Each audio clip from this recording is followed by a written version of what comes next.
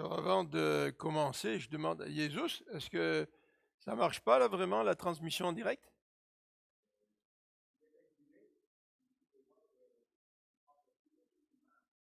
Ah,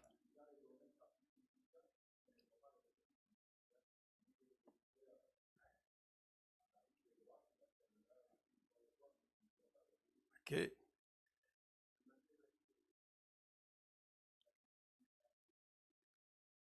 Ah, OK. Bon, ben, on va voir un petit peu, on va essayer de voir pourquoi, hein. On dépend un peu de la technique, de la technologie. Marie-France m'a dit que dimanche dernier, elle a pu le suivre en direct.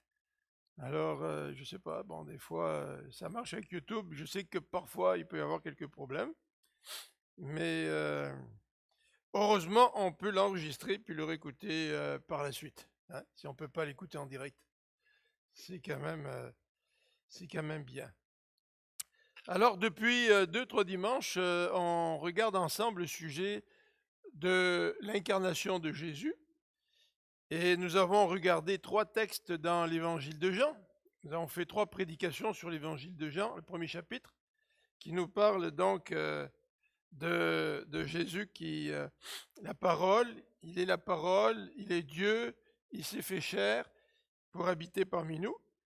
Et aujourd'hui, pour le dernier message sur cette petite courte série, nous allons regarder le texte de Philippiens qui nous parle de l'humiliation de Christ. L'humiliation de Christ qui s'est fait homme. Je dis c'est la dernière prédication de cette courte série parce que dimanche prochain, on a un grand prédicateur des États-Unis qui viendra nous parler. Non, peut-être il habite pas aux États-Unis, il habite peut-être à Lorraine, je me suis trompé là. C'est toi, David, hein? C'est David qui va prêcher la semaine prochaine, c'est ça? Et je crois que le dimanche d'après, ça va être le pasteur Jean-Philippe Lapierre qui est déjà venu au mois de janvier. C'est lui qui coordonne un petit peu les rencontres pastorales de nos églises de Laval et Rive-Nord. Et ensuite, au mois de décembre, bien, je reviendrai pour les prédications à l'occasion de Noël. Alors, voilà un petit peu pour la mise en contexte. Avant d'aller un petit peu de l'avant, je voudrais simplement vous répéter, je ne sais pas si c'est toujours le cas, mais je voudrais vous répéter de vous inscrire si vous voulez venir le dimanche.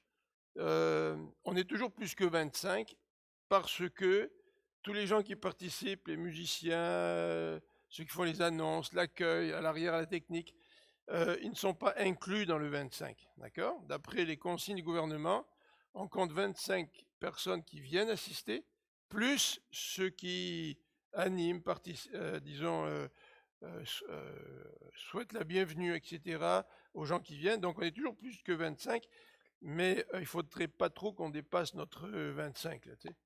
Ce serait mieux. Je ne voudrais pas qu'on ait une petite visite avec des gars en uniforme qui voient le nombre de véhicules sur le parking et qui se disent ça y est, ils sont en train de faire un party dans l'église. Là. Donc, c'est important que vous vous inscriviez. Jusqu'à présent, on n'a refusé personne. Ça a marché comme ça a bien marché. N'hésitez pas à vous inscrire. Il y en a qui disent moi, je veux laisser ma place aux autres.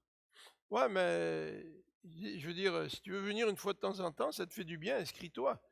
Et puis, si à un moment donné on est trop nombreux, il y a quand même des gens qui m'ont dit si on est trop nombreux, dis-le moi je céderai ma place à quelqu'un. Donc, il ne faut pas vous sentir mal à l'aise là. Inscrivez-vous, c'est important. Et envoyez-moi un courriel, moi je vous réponds, ou téléphonez-moi, je regarde la liste que j'ai. Et puis là, je vous dis si c'est possible de venir.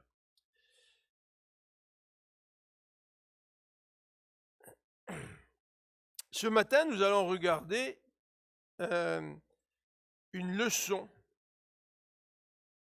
Parce que l'exemple de Jésus, c'est une leçon pour nous, hein, puisque le Christ nous a demandé de lui ressembler.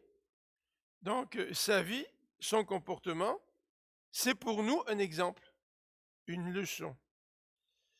Mais dans les leçons ou les exemples que Christ nous donne, il y en a une qui est particulièrement difficile à apprendre. En fait, vous savez que l'apprentissage, il se fait à 2 niveaux. D'abord au niveau de notre compréhension, Et ensuite, au niveau de notre action.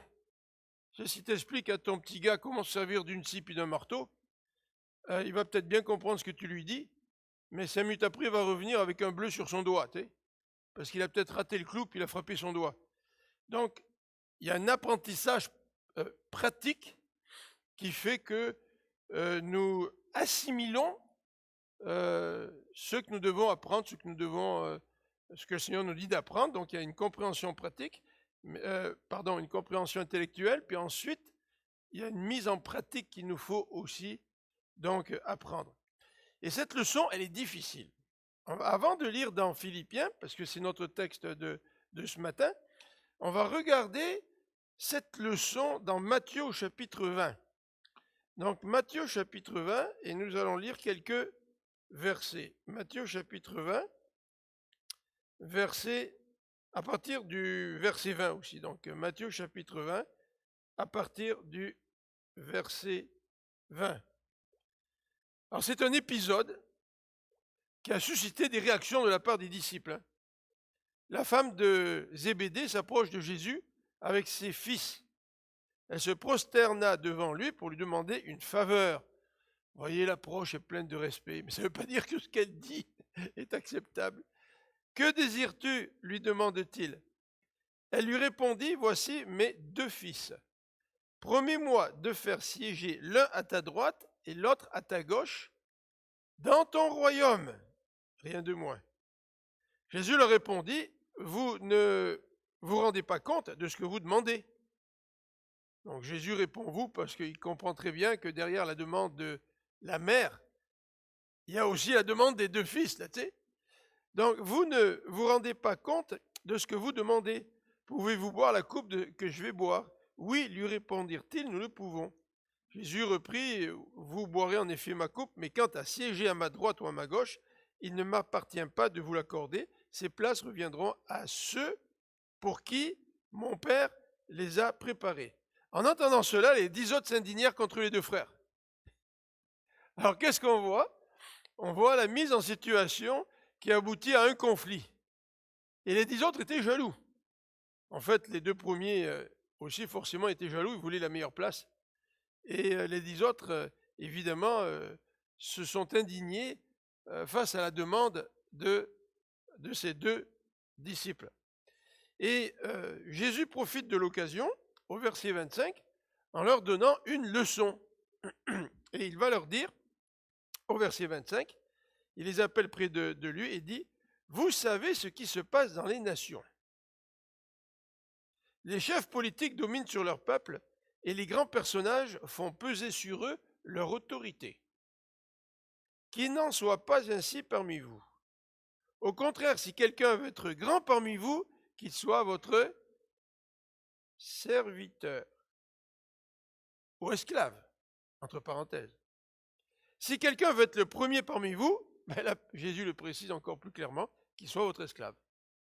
Car de même, le Fils de l'homme n'est pas venu pour se faire servir, mais pour servir et donner sa vie en rançon pour beaucoup. » Alors voilà l'épisode au cours de laquelle Jésus est en train de dire, si vous voulez être grand, si vous voulez avoir le leadership, si vous voulez être de l'avant, eh bien, vous devez apprendre à servir, à être l'esclave de ceux dont vous voulez être le leader.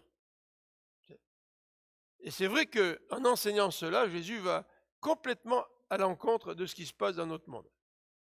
Et nous n'avons qu'à regarder les situations politiques de bien des pays, et nous constatons que les leaders ne sont pas des serviteurs. Je ne suis pas démocrate ou républicain, mais j'ai entendu cette semaine, je crois, une réflexion de Barack Obama qui disait « Le président doit servir son peuple ». Ah, j'ai trouvé ça intéressant. Parce qu'en fait, c'est ce que Jésus est en train de dire. Alors parfois on le dit, mais ça ne veut pas dire qu'on le fait. Et la plupart des leaders dans nos églises, que ce soit des pasteurs, des anciens ou des leaders du ministère, sont certainement d'accord avec ce que Jésus a dit.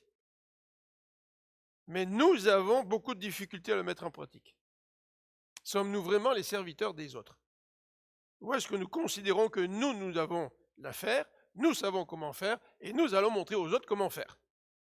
Ou est-ce que dans notre cœur, ce qui nous anime, c'est vraiment ce désir de nous donner aux autres, de servir les autres, d'être les esclaves des autres?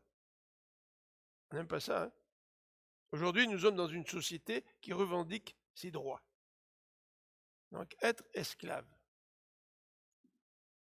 c'est vraiment à contre-courant. Deuxième élément à remarquer dans cette première partie, dans laquelle je voudrais insister sur cette leçon difficile à apprendre, c'est que Jésus a envoyé un petit peu plus tard 2 de ses disciples pour préparer la Pâque. Et Jésus a envoyé Pierre et Jean, nous dit Luc au verset 22. Les autres évangiles, il en parle de manière plus générale. On ne sait pas trop qui Jésus a envoyé, mais Luc, lui, précise qu'il a envoyé Pierre et Jean pour préparer la Pâque. Et vous vous rappelez qu'ils ont trouvé un endroit, une pièce, et ils ont fait les préparations. Donc faire les préparations, qu'est-ce que ça comprenait? Ça comprenait préparer la nourriture, préparer les ustensiles, s'assurer qu'il y ait des lits, parce que les gens mangeaient un petit peu plus ou moins couchés ou appuyés sur leurs coudes, etc. Il fallait donc veiller à ce que tout soit prêt. Mais voilà que les disciples sont là avec Jésus, et le moment de manger approche. Il y a quelque chose qui manquait dans la préparation. Et Pierre et Jean n'ont pas voulu s'occuper de cela. Imaginez-vous, si vous décidez de recevoir des gens à la maison, eh bien vous les gars, si vous ne vous préoccupez pas trop des détails, peut-être que votre épouse, elle, s'en préoccupe. Et que s'il manque quelque chose, elle va vous le dire. Tu sais. Et là, il manquait quelque chose. Il n'avait préparé absolument rien pour laver les pieds de ceux qui allaient assister à la rencontre. Et vous savez qu'à l'époque, se laver les pieds, c'est important. Hein? Ça faisait partie de la culture. Quand tu invites quelqu'un, tu vas lui proposer de lui laver les pieds. En tout cas, non, pas toi, mais tes serviteurs. Et comme la rencontre, donc dans la chambre haute, se faisait entre les 12 et Jésus, on n'avait pas prévu de serviteurs pour venir laver les pieds. Et Pierre et Jean se sont dit, c'est pas nous qui allons le faire. Donc on ne préparera rien pour ça. S'il n'y a pas de serviteur pour laver les pieds, on lavera les pieds de personne. Et qu'est-ce qui se passe? Eh bien, Jean 13 nous le raconte. Jean 13 nous dit, au verset 14 et 16, que Jésus s'est levé.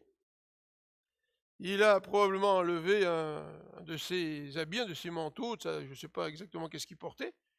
Il s'est préparé pour laver les pieds de ses disciples. Et pour ses disciples, notamment pour Pierre, c'était un geste inacceptable. Inacceptable pour la société de l'époque. Et nous pourrions penser que les disciples avaient compris la leçon dans Matthieu 20. Là. Jésus leur dit, soyez les serviteurs et les esclaves de ceux que vous voulez diriger. Faites pas comme le monde.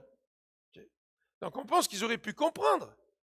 Mais voilà que l'occasion se présente d'assumer le rôle de serviteur ou d'esclave en préparant quelque chose pour laver les pieds et se dire, on a compris ce que Jésus a dit là, lorsque les 2 disciples voulaient la première place là à droite et à gauche dans le ciel.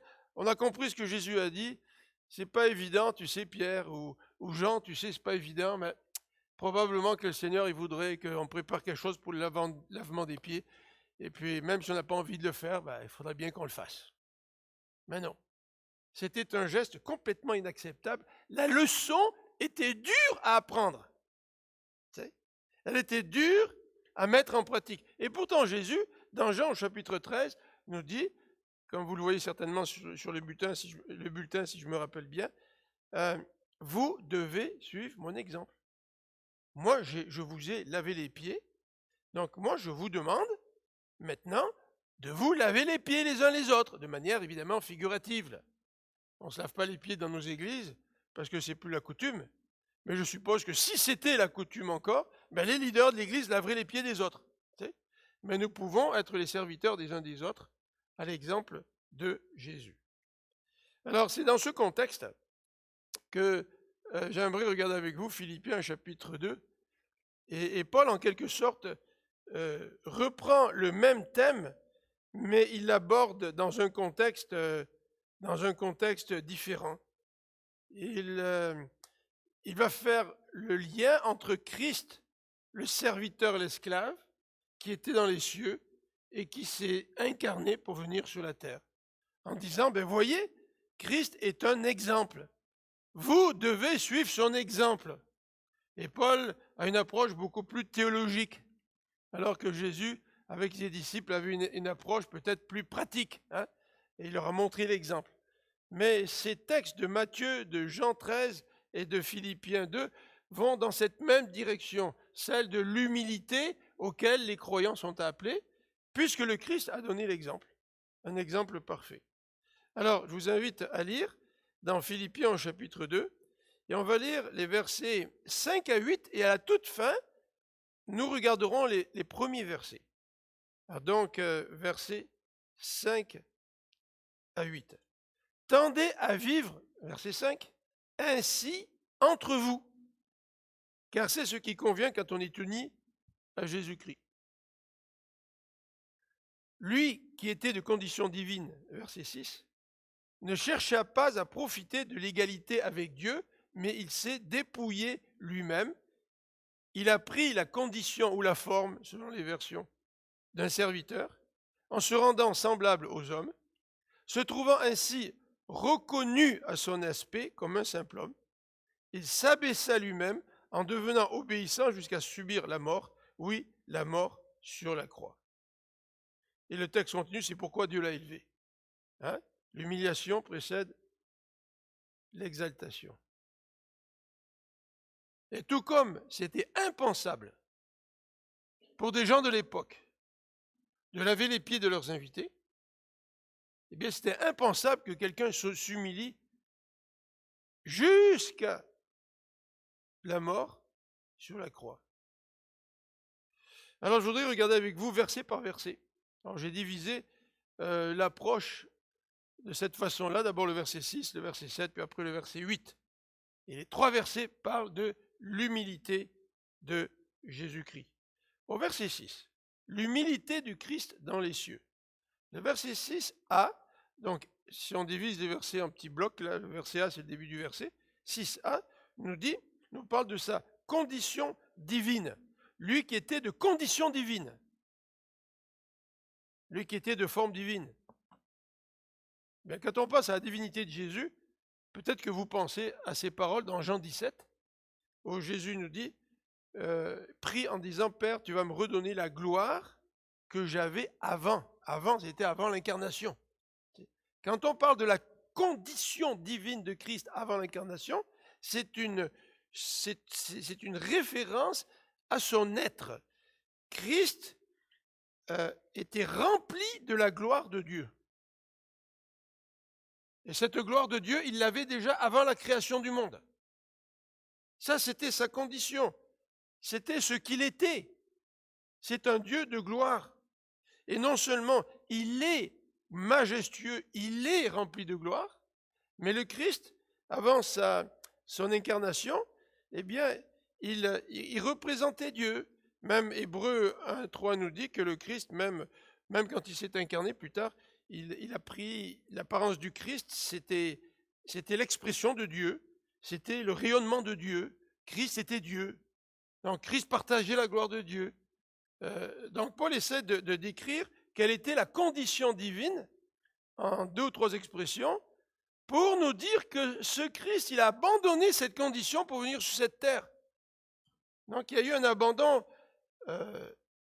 j'allais dire total, inimaginable même. Je ne sais pas si on peut vraiment imaginer ce que c'était pour le Christ que de s'humilier. Parce que pour comprendre cette humiliation, il faut comprendre la gloire de Dieu. Et nous avons tous de la difficulté à comprendre la gloire de Dieu. Nous savons que Dieu est majestueux, qu'il est grand, qu'il nous dépasse. En regardant la création, on le voit, mais on est loin d'imaginer ce que c'était la gloire de Dieu. Et nous voyons aujourd'hui, un petit peu comme au travers d'un voile, tu sais, Et heureusement que cette gloire de Dieu nous a été révélée à travers le Christ. Tu sais. Mais même cela, quand on regarde le Christ, est-ce que je peux dire que je comprends vraiment quelle est la gloire de Dieu ou quelle est la gloire du Christ?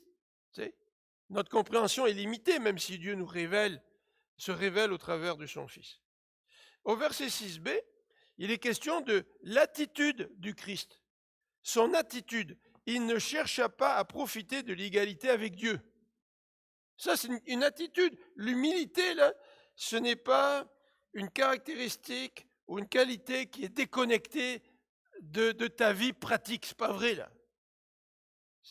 Je veux dire, ici, le texte nous dit, dans son attitude, on pourrait traduire ça peut-être de deux façons, mais le Christ n'a pas tiré avantage de sa situation, du fait qu'il était Dieu. Et l'orgueil fait souvent en sorte que dans l'autorité que j'ai, le poste que j'ai, eh bien, au lieu de m'en servir pour servir, justement, je m'en sers pour en tirer un avantage personnel. Et le texte nous dit, non, Jésus, selon la version de la Bible du Semeur, n'a pas cherché à profiter de l'égalité avec Dieu, puisqu'il était Dieu lui aussi, il n'a pas cherché à en profiter. Et le texte, dans d'autres versions, traduit, ou certains théologiens traduisent, Christ n'a pas cherché à rester de force l'égal à Dieu. Si Christ voulait absolument rester l'égal à Dieu, quand Dieu, dans la Trinité, le Père, le Saint-Esprit et le Fils, ont suggéré au Fils d'aller s'incarner, si le Christ avait manqué d'humilité, il aurait dit non, moi je veux conserver à tout prix là, cette égalité que j'ai avec Dieu. Là, tu sais. Je ne veux pas m'abaisser. Je ne veux pas m'abaisser à aller vivre la vie de mes créatures que j'ai créées. Tu sais. Puis de toute façon, ces créatures, elles me rejettent. Ces créatures sont remplies de péchés. Pourquoi j'irais vivre au sein de ce monde pécheur? Et Christ n'a pas résisté à cela. Il n'a pas résisté pour conserver au ciel toute la gloire, le statut, la situation qu'il avait.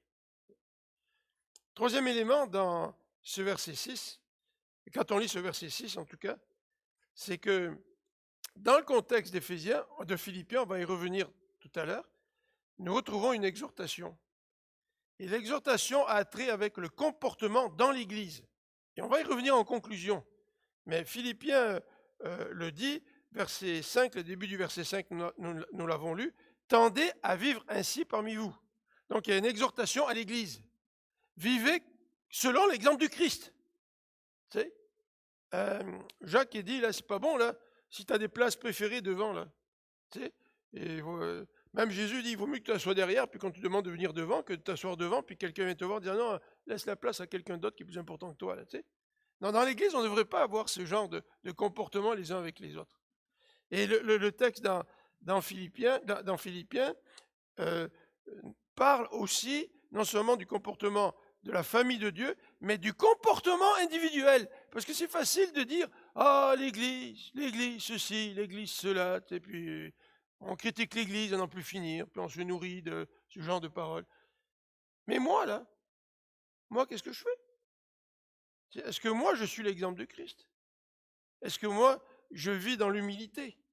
Donc, nous avons à la fois une exhortation qui touche l'ensemble de l'Église, mais une exhortation aussi qui nous interpelle individuellement. Alors, deuxième élément dans ce texte de Philippiens, après le verset 6, eh bien, il y a le verset 7. Vous allez me dire, c'est logique, après le verset 6, c'est le verset 7. Mais avant, j'ai oublié quelque chose. Je vais demander à Benoît si tu peux m'aider, parce que je voulais qu'on prenne le repas du Seigneur, puis en arrivant, j'ai complètement oublié d'aller prendre les coupes en bas. Alors, si tu veux aller les prendre, les coupes, ce qu'on va faire, c'est qu'on va à tour de rôle aller chercher les coupes. Parce que ce que je voulais, c'était qu'on s'arrête là et qu'on réfléchisse à cette humiliation du Seigneur, à la situation qu'il avait avant, là, quand il était dans les cieux. Alors, si tu veux bien aller chercher les coupes, on va juste les mettre sur la table, et peut-être tu peux les sortir de la boîte, déjà les mettre là, Et puis on ira à tour de rôle, d'accord, pour pas trop se rencontrer. Donc tu peux y aller, s'il te plaît. Donc merci beaucoup, Benoît. Donc heureusement, vous voyez que j'ai des diapositives parce que j'avais mis la diapositive faites ceci en mémoire de moi. Et pendant que Benoît descend, je voudrais vraiment qu'on puisse réfléchir à cela quand on va prendre le pain ensemble. Le Christ dit faites ceci en mémoire de moi. C'est ce corps-là qui est représenté par le pain. Ce corps, il a été brisé à la croix. Bon. Dans ce sens que Jésus a souffert dans son corps. C'est ça que ça veut dire. Là. Et d'une part, quand nous pensons aux souffrances de Jésus dans son corps, il ne faut pas simplement penser à cela comme si quelqu'un, par exemple, venait me sauver lors d'un incendie, puis que la personne me sauve, mais en même temps, elle est profondément brûlée, 3e degré, problème du respiratoire, etc. Donc elle souffre dans son corps. D'accord ? Mais ce n'est pas simplement penser à cela, là, aux souffrances du Christ, mais c'est penser à qui était Christ avant qu'il vienne s'incarner, avant qu'il ne vienne, vivre sur la terre et mourir sous la croix. Alors, c'est à cela que je voudrais qu'on pense aujourd'hui. Non seulement au fait que Christ a donné sa vie, mais aussi à son humiliation. Et que nous puissions y penser pour ensuite accepter, nous aussi, de suivre son exemple. Et en prenant ce pain et cette coupe ce matin, peut-être que nous devons dire au Seigneur dans notre cœur, Seigneur, je réalise que moi, je ne suis pas animé de cette humilité qui t'a animé toi quand tu t'es incarné. Alors c'est un petit peu une manière de s'évaluer quand on prend le repas du Seigneur. Ça veut dire dans mes rapports avec mes frères et sœurs, dans mon service à l'Église avec mes frères et sœurs, tu sais, qu'est-ce que je désire démontrer? Est-ce que je désire démontrer que j'ai plus de dons que les autres? Est-ce que je désire démontrer que j'ai plus d'expérience que les autres? Est-ce que je désire démontrer que je suis un meilleur que les autres? Ou est-ce que mon désir, c'est simplement de servir et d'être esclave? Pas simplement à l'Église, mais même si on a une autorité envers nos enfants, ou même si on a une autorité au travail, est-ce que cette autorité, nous la manifestons en servant? Non pas en réclamant là, de tout le monde qu'il nous donne ce que nous méritons, c'est-à-dire la reconnaissance de qui nous sommes, de notre autorité, puis de se soumettre. Ça, c'est la responsabilité des gens qui doivent être soumis à nous. Ça. Mais la nôtre n'est pas d'asseoir notre autorité, de faire en sorte que les gens puissent la reconnaître en mettant tout notre poids dans la balance. Vous comprenez ce que je veux dire? Mais notre responsabilité, c'est de dire, Seigneur, si tu m'as placé en autorité dans mon travail, tu m'as placé en autorité dans ma famille, comment est-ce que je peux les servir? C'est ça notre responsabilité. Notre frère Jean-Guy, je pensais à lui cette semaine. Vous savez que Jean-Guy a eu des problèmes de santé, il a encore des problèmes de santé. Puis Jean-Guy, il y a quelques années, avant de prendre sa retraite, il travaillait dans une compagnie à Sainte-Thérèse. Il me disait, Philippe, c'est un privilège de travailler là. Les boss, ils font tout pour le bien de leurs employés. Puis là, il me racontait ce que les boss faisaient. Et ils ont construit, semble-t-il, une salle pour l'exercice physique. Et puis, enfin, toutes sortes d'avantages. Moi, j'écoutais Jean-Guy, je me dis, mais c'est extraordinaire d'avoir un poste là-dedans. Vous vous rendez compte? Des patrons qui ont compris que la meilleure façon d'exercer leur autorité, c'est de se donner à ceux sur qui ils dominent. Alors là, je vais vous demander, on va y aller par ordre, d'accord? Je vais demander à Sean là, d'aller se servir, et puis tu peux y aller, Sean, puis tu peux le suivre, mais tu gardes une distance, Benoît, vas-y. Et puis ceux qui veulent prendre le repas du Seigneur, évidemment, vous n'êtes pas obligés de le prendre, Donc peut-être vous pouvez y aller, Monsieur Saint-Fleur, avec votre épouse, là, vous pouvez les suivre. Donc, et puis, donc on va essayer de faire ça. Je m'excuse de ne pas avoir prévu ça, mais allez-y. Les autres, là, la troisième rangée, si vous voulez y aller, oui, gardez une distance, s'il vous plaît, à moins d'être marié ou de la même famille. Donc, et puis on va demander aussi à la quatrième rangée de suivre tout doucement, là, s'il vous plaît. Donc, voilà. Et puis on va demander aussi ceux qui vont suivre Normand et puis Pierre et sa fille. Jean-Victor, là, si tu peux y aller aussi. Donc,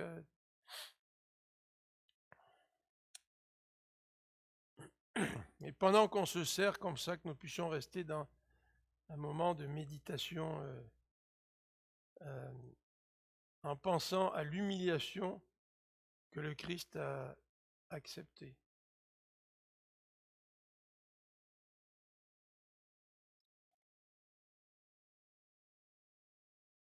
Alors, je vais demander à François si tu veux bien y aller, suivi de Josepher, et puis Viviane,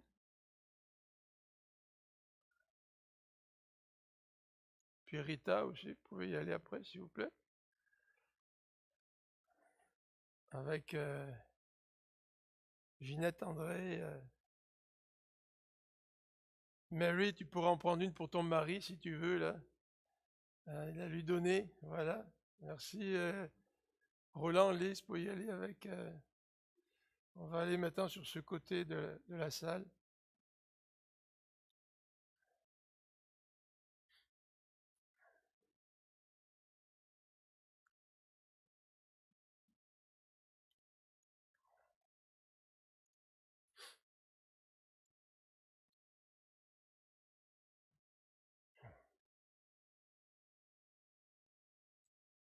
Alors, quand vous aurez pris le petit contenant, vous pouvez, donc Armand aussi, quand les gens auront fini, pour y aller avec Serge. Et Marlène et puis Jérémy.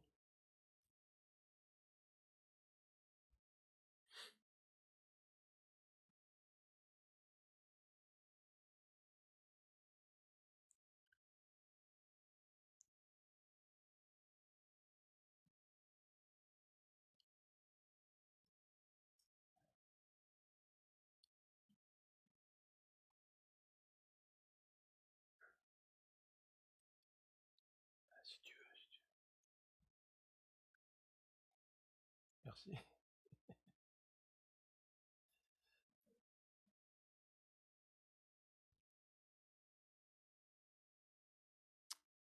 Alors, si tout le monde s'est servi, je vais demander si notre ami Jean-Victor, est-ce que tu voudrais prier pour ce pain que nous allons prendre maintenant? Nous pouvons donc ouvrir. Vous avez deux parties, hein, donc il faut ouvrir d'abord la petite pour pas euh, que le jus puisse couler d'abord. C'est d'abord la petite transparente qui vous donne accès au pain. Mais je vais demander à Jean-Victor de bien vouloir prier, s'il te plaît.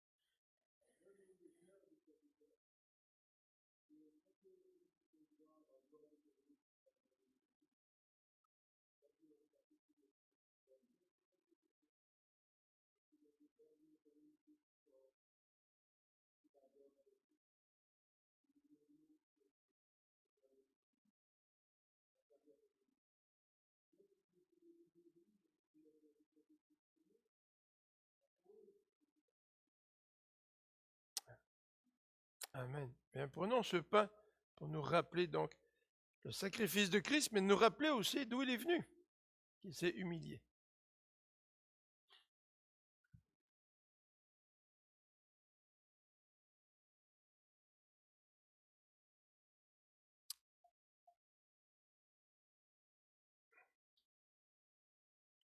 Verset 7 maintenant. On va regarder le verset 7. Le verset 7 nous parle de l'humiliation de Christ dans l'incarnation. Il s'est dépouillé lui-même et il a pris la condition d'un serviteur en se rendant semblable aux hommes, se trouvant ainsi reconnu à son aspect comme un simple homme. Alors, le premier élément qu'on retrouve dans ce verset, c'est qu'il s'est dépouillé. Et il y a une controverse en théologie en rapport avec ce thème-là, avec ce terme-là. Le terme qui est employé, c'est un terme qu'on traduit par aussi « il s'est vidé ». Et si vous regardez sous Google et que vous tapez par exemple « kénose », c'est le mot grec ça, qui est employé. Et une hérésie consiste à dire que lorsque Jésus a quitté son ciel, il s'est vidé, il s'est dépouillé de quoi? De sa divinité. Donc il a échangé sa divinité contre son humanité. Mais quand Paul parle utilise ce mot, qu'on traduit par dépouiller ou vider, ça veut dire qu'il a renoncé, qu'il a laissé l'expression de sa gloire. Toute la gloire qu'il avait au ciel, il l'a laissée. Ça ne veut pas dire que le Christ a perdu sa divinité, absolument pas. La Bible nous dit, dans bien des passages, que le Christ incarné, il est aussi pleinement Dieu que pleinement homme. Mais le fait qu'il a quitté le ciel pour venir sur cette terre, ça veut dire que le Christ a laissé quelque chose, il a renoncé à quelque chose, il s'est dépouillé d'une situation qui était la sienne dans les cieux. Alors, il est vrai que quand on parle d'humiliation, on ne peut pas séparer l'humiliation de cela. Si tu es un roi, si tu es un président, si tu es un directeur d'entreprise, si tu as des gens sous tes ordres, eh bien, l'humiliation consiste à, en quelque sorte, renoncer au statut que tu as pour pouvoir servir les autres. Ça ne veut pas dire que Christ n'est plus Dieu, il reste Dieu. Quand tu es président, ça ne veut pas dire que tu n'es plus président, tu restes président, mais tu laisses plein d'avantages que tu pourrais obtenir de ton rôle pour servir ceux sur qui tu dois exercer une autorité. En fait, exercer une autorité, selon l'exemple du Christ, c'est servir. Tu ne peux pas exercer une autorité sans servir. C'est inacceptable aux yeux de Christ. Et pour nous, l'inverse est inacceptable. Quand je suis en autorité, ce n'est pas à moi de servir, c'est à moi d'exercer l'autorité. C'est tout à fait l'inverse de l'attitude de Jésus. Alors, le verset 7b nous dit aussi que non seulement il s'est dépouillé, mais il a pris la condition d'un serviteur, c'est-à-dire la condition d'un esclave. C'est-à-dire que quand le Christ était incarné, il est devenu son être. Il est vraiment devenu humain. Dans son être, il s'est vraiment identifié aux hommes. Tu sais, le Christ aurait pu venir sur la terre, je ne sais pas moi, adulte, vivre parmi nous, manger, dormir, mais rester avec les pouvoirs qu'il avait au ciel. Tu sais. Donc il aurait pris une sorte simplement de forme humaine, mais sans vraiment s'identifier à notre nature, tu sais, à notre condition. Mais en naissant petit bébé, Jésus s'est vraiment identifié à nous. Il est vraiment devenu un être humain comme nous sommes un être humain. Alors que lui, il est le Créateur, comme nous l'avons vu dans Jean chapitre 1. Le verset 7c, la troisième partie du verset, parle aussi de son apparence. Alors, dans son apparence, eh bien, nous voyons l'homme Jésus. Tu sais, les disciples qui ont vécu avec lui, qui ont mangé avec lui, qui ont dormi avec lui, quand ils voyaient Jésus, ils voyaient l'homme Jésus. Mais en voyant l'homme Jésus, ils voyaient aussi Dieu qui se révélait à travers lui. Alors même dans son apparence, tu sais, Jésus aurait pu venir comme un ange, et puis les disciples le regardent, oh, il brille.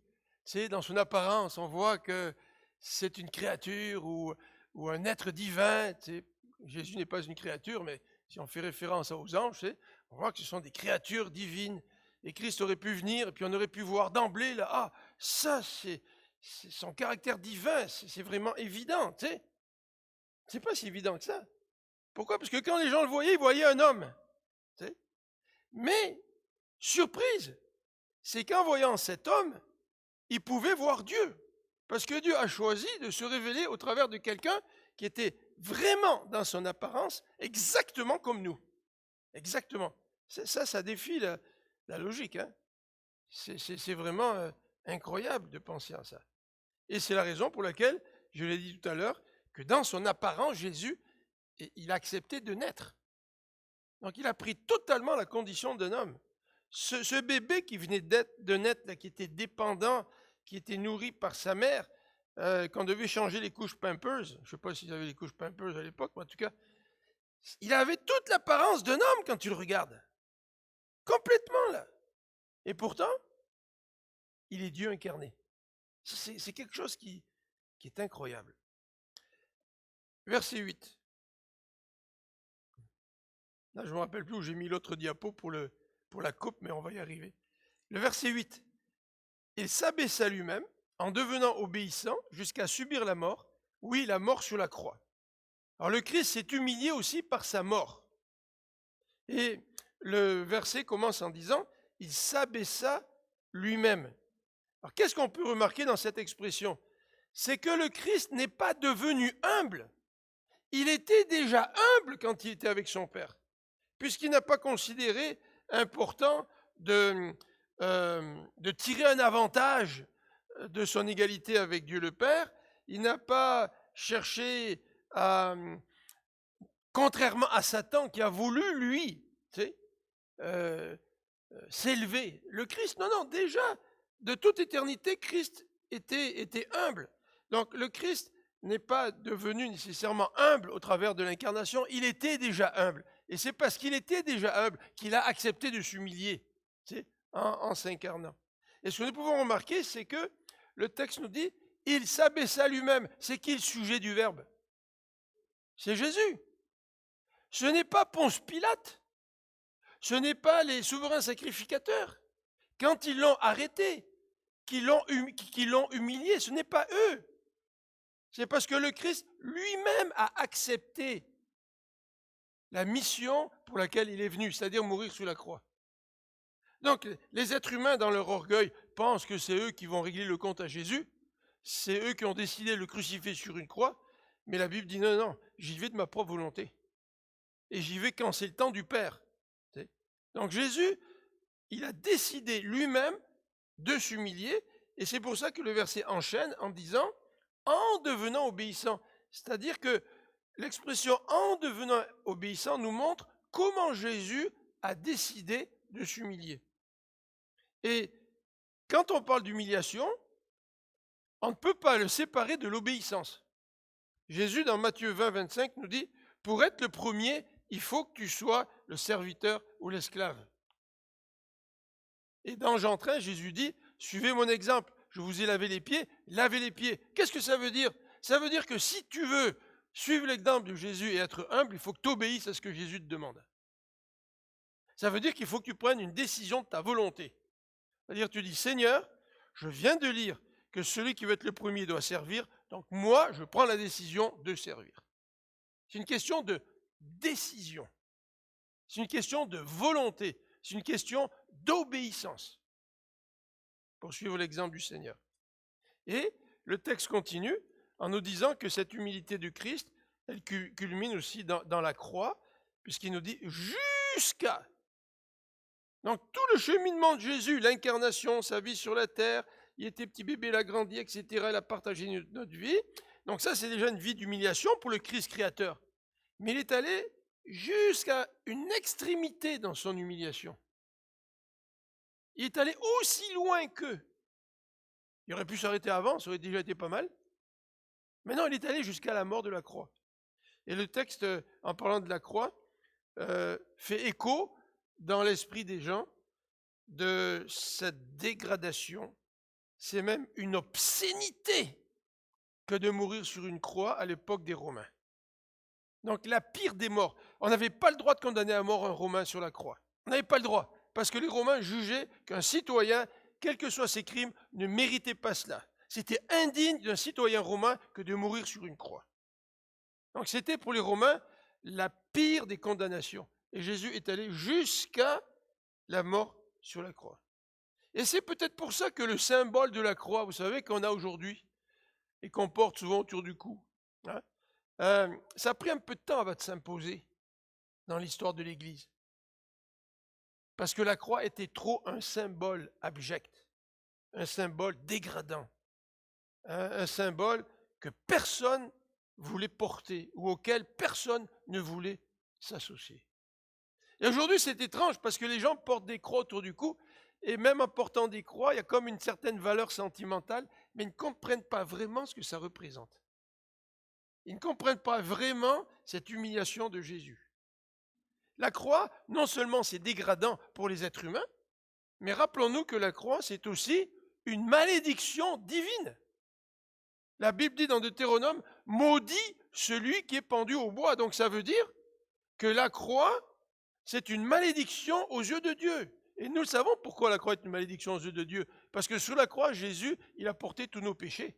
Et à cause de ces péchés, Dieu, en regardant son Fils sur la croix, eh bien, il a condamné son Fils à cause de nos péchés. Donc Jésus a été l'objet de la malédiction de Dieu.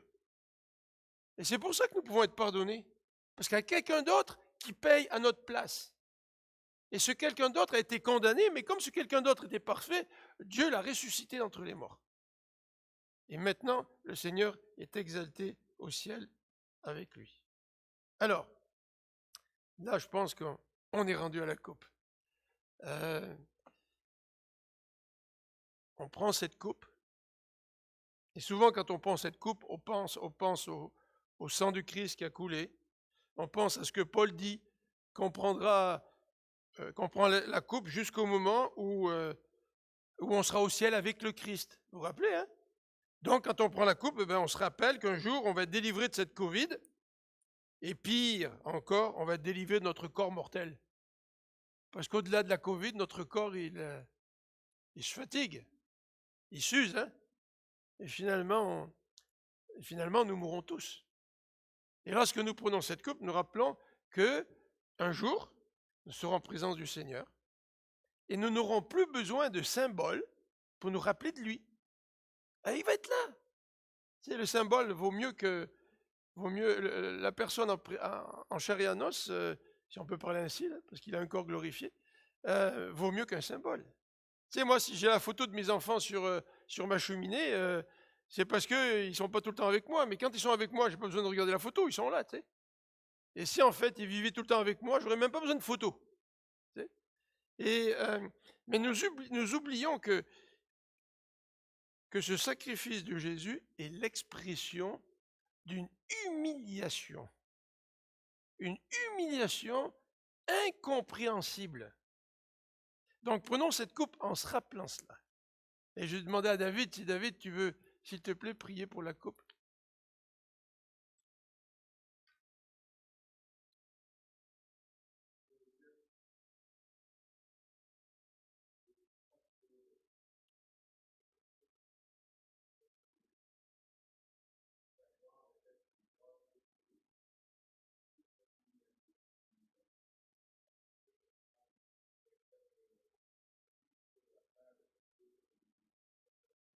Mhm.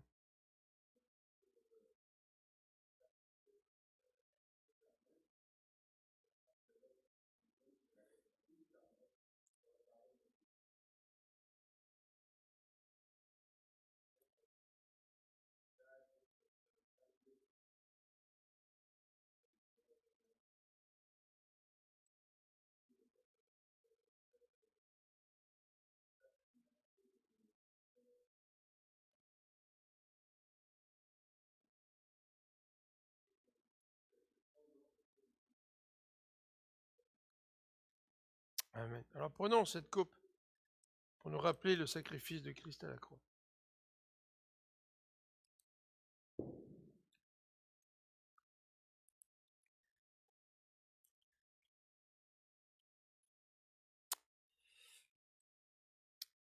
Je vous rappelle que je crois entre les deux portes à la sortie de la salle, vous avez une poubelle, donc si vous cherchez un endroit, c'est là que vous pouvez mettre votre offrande. Conclusion. Conclusion. J'ai dit en conclusion qu'on allait revenir au premier verset. Il y a ce que nous avons dit au début. Ça, c'est une leçon difficile à apprendre. Moi, ça m'a fait du bien de préparer l'enseignement de ce matin. Mais quand je regarde ce que le Christ, l'exemple du Christ, je me dis, même si ça m'excite, là, je me dis, c'est tout un défi pour moi. Tu sais. Parce que ne nous y trompons pas, s'humilier, ça coûte. Dans le jardin de Gethsémane, le Seigneur, il a tellement souffert, il a dit, non pas, vous savez, il y a des grumeaux de sang qui coulaient, là, puis il disait, non pas ma volonté, mais la tienne. Donc ne pensons pas que s'humilier, c'est renoncer à toutes sortes de choses secondaires, c'est pour pouvoir aimer notre prochain. C'est bien plus que cela. Et dans les versets 2 à 5, nous avons une exhortation. En quelque sorte, dans ces versets 2 à 5, ce bloc commence par « Vivez unis, vivez en accord », verset 2, et ça termine aussi par un appel à vivre ainsi au verset 5. Vous voyez, verset 2, « Tendez à vivre en accord les uns avec les autres, et pour cela, ayez le même amour, une même pensée, et tendez au même but. » Donc on parle d'une unité, là. Il n'y a pas d'unité sans humiliation, c'est pas vrai. Quand tu es uni avec les gens parce que tu as les mêmes idées et que ça ne te coûte rien, là, c'est pas une unité bien solide. Mais si tu es uni avec quelqu'un parce que tu as renoncé à certaines choses, c'est parce que tu penses que cette union avec la personne a tellement de valeur que tu es prêt, toi, à renoncer à certaines choses dans ta vie. Alors, est-ce que nous sommes prêts, en tant que membres d'Église, à renoncer à des choses qui pourraient être importantes dans notre vie parce que nous sommes prêts à servir nos frères et sœurs? Est-ce que nous sommes prêts à être les esclaves les uns des autres? Mais de bon cœur, hein? Le Seigneur n'est pas venu sur la croix s'incarner en rouspétant, oh, il faut que j'aille faire ça pour sauver les êtres humains. Tu sais. Mais non, il l'a fait par amour. Et quand tu agis par amour, tu n'agis pas à reculons. Tu sais. Deuxièmement, le verset 5 nous dit tendez à vivre ainsi, car c'est ce qui convient. Aujourd'hui, on est tellement individualiste qu'on s'en fout ce qui convient et ce qui ne convient pas. Si aujourd'hui, tu es invité à un mariage, si tu as envie d'y aller en jean avec des trous dans tes jeans, tu y vas. Tu sais? Parce qu'on ne sait plus ce qui convient aujourd'hui ou ce qui ne convient pas. Pourquoi? Parce que c'est toi qui décides. C'est toi le seul maître. Tu décides ce que tu portes, tu décides comment tu vas te comporter. Puis si les autres te disent que ça ne convient pas, c'est leur idée et moi je sais ce que j'ai à faire. Donc on n'a pas ce concept-là de ce qui convient et de ce qui ne convient pas. Mais quand on a le concept de ce qui convient et de ce qui ne convient pas, on est choqué quand quelqu'un n'agit pas de la manière dont il convient. Et en quelque sorte, ce que Paul est en train de dire ici, quand tu n'es pas uni en Jésus-Christ, quand tu n'as pas compris ce que c'est que de servir les uns les autres, et quand tu veux passer en premier, ça ne convient pas du tout pour le corps de Christ. C'est une anomalie. Ce n'est pas la situation normale à laquelle je suis appelé en tant que chrétien. Et dans ces quelques versets, l'apôtre Paul nous encourage à rejeter. À rejeter quoi? Verset 3, un esprit de rivalité. Ne faites donc rien par rivalité. Ah, moi, j'ai hâte de faire de la musique, là, parce que ça fait plusieurs années que je joue, puis il me semble que moi, je ferais des solos meilleurs que le guitariste qui est sur l'estrade, tu sais. Puis je suis sûr que le Seigneur m'a appelé à le servir là parce qu'il m'a donné ces dons-là, tu sais. Alors, on mélange notre esprit de rivalité avec des concepts spirituels, c'est pour la justifier, tu sais. Mais en fait, nous ne servons que par esprit de rivalité, pour montrer que nous sommes meilleurs que les autres. Et le texte nous dit aussi qu'il nous faut rejeter un vain désir de se mettre de l'avant. Toujours embêtant de donner l'exemple de quelqu'un, là. Mais quand quelqu'un, je vais donner un exemple qui est plus général, comme ça je ne mettrai personne mal à l'aise, mais quand quelqu'un arrive à l'église pour la première fois, et puis qu'à la sortie, il me dit, et puis je ne le connais pas, c'est la première fois qu'on vient, ah tu sais, moi je peux prêcher, si tu as besoin de prédicateurs à l'église, etc. Tu sais. La personne ne se présente pas en fonction de qui elle est, elle se présente en fonction de ce qu'elle peut faire. Et elle montre qu'elle pourrait être de l'avant. Alors que vous avez des gens qui arrivent à l'église, qui s'assoient, qui adorent le Seigneur, qui font partie de la communauté, puis vous ne savez même pas qu'ils ont certains dons. Et 2-3 mois plus tard, vous découvrez que la personne a tel ou tel don dans sa vie, mais elle n'a pas éprouvé le désir de les mettre de l'avant. Elle a attendu que ce soit le temps de Dieu.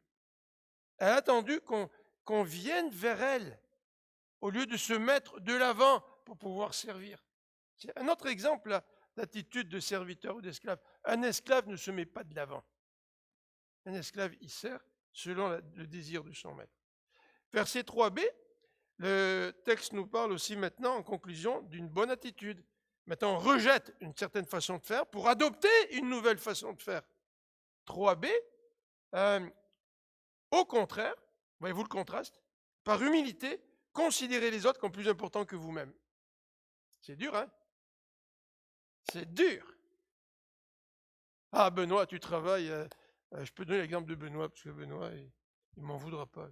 Tu travailles dans le ministère de l'entraide. Mais il me semble que si j'étais à la place de Benoît, tu sais, je ferais les choses bien mieux que lui. Là, tu sais, là. Puis probablement que c'est moi qu'ils auraient dû choisir. Tu sais. Non, le texte dit, au contraire, considérez les autres comme plus importants que vous-même. Donc vous allez travailler avec Benoît, si vous lui donnez un coup de main pour l'entraide, ben considérez le travail de Benoît comme plus important que le vôtre. Et Benoît, je suis sûr qu'il va considérer votre travail comme étant plus important que le sien.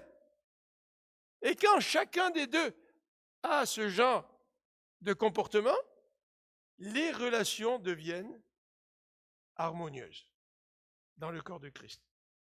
Et regardez, même ce que dit ce verset 4, il nous dit, regarde ou considère les autres plus importants que toi-même, mais que chacun regarde non ses propres qualités, mais celles des autres.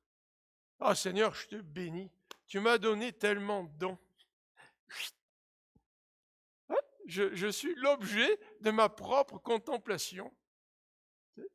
Maintenant, le texte, on dit, au lieu de regarder tes qualités, parce que le texte parle des qualités des gens, nous avons tous des qualités, mais au lieu de regarder mes qualités, regarde les qualités des autres autour de toi. Alors voilà l'application pratique, en quelque sorte, de l'exemple de Jésus-Christ. Alors ça, c'est un défi, hein? C'est un défi. Ça veut dire que comme tous les défis, ce n'est pas quelque chose qu'il me faut entendre une fois, puis l'oublier. Comme tous les défis, il faut que je garde ça devant moi, comme étant constamment un objectif à atteindre.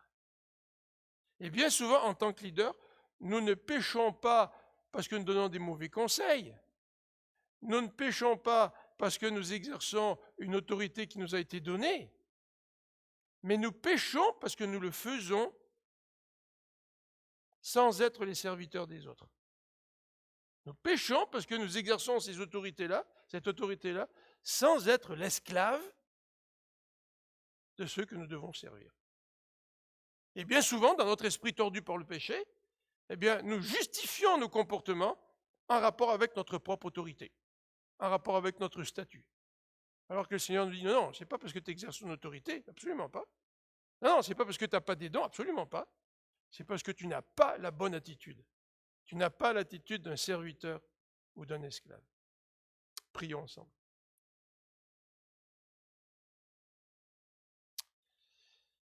Seigneur notre Dieu, merci pour ce passage grandiose. C'est un passage, Seigneur, qui bouleverse complètement les rapports. Non seulement le rapport entre toi et nous, mais nos rapports les uns avec les autres. Donc Seigneur, aujourd'hui, nous nous sentons non seulement interpellés, mais Seigneur, nous voulons reconnaître combien bien souvent nous refusons d'être l'esclave ou le serviteur des autres. Et Seigneur, que cet orgueil nous ronge profondément de l'intérieur. Seigneur, guéris-nous-en. Apprends-nous à être les serviteurs et les esclaves des uns des autres.